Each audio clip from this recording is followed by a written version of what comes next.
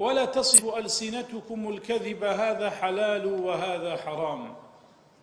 أي مسلمانان، ومكن زمانتان رابي لسر هرشتيك بهرشتيكتان هات زارتانا حلال حلال هات زارتانا حرام حرام بەبێ گوێدانە ئەوەی حکمی خوا لەو بارەوە چییە.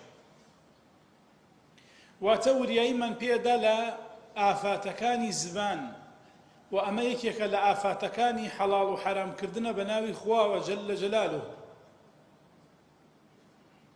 و ئەمە لە ئافاتە گەورەکانیشێتی. زمان گەلێک ئافاتی هەیە، گەلێک ئافاتی هەیە لە ئافاتە هەرە گەورەترینەکانی بریتە لە درۆکردن بە ناوی خواوە ئینسان بڵێ ئەمە حەڵاڵە ئەمە حەرامە.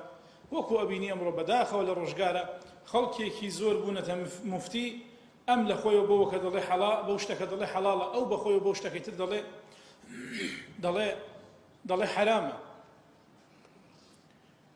ئەمەش حکومدانە بە ناوی خواوە بەڕزەکان.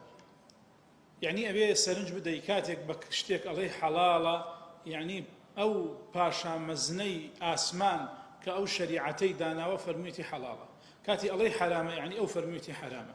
بۆیە ئیبن القەیم کتێبێکیە ناوی أعلام الموقعين بإعلام جردك هر صحة إن شاء الله عن رب العالمين. يعني كاتك مفتي فتوى دا عالم كاتي قساءك بناوي الدين خوا وقصدك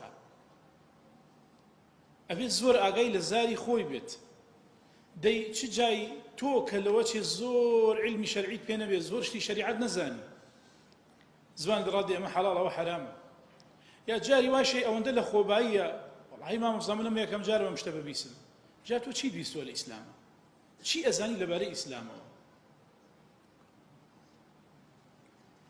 هر خوشي كاتي قسيبي الله بخوا شريعة قولة بلا شريعة قولة علوم الشريعة قولة بوي برز كان أما يتوري أيمن بيدت كآقاما لزماني خومان بيت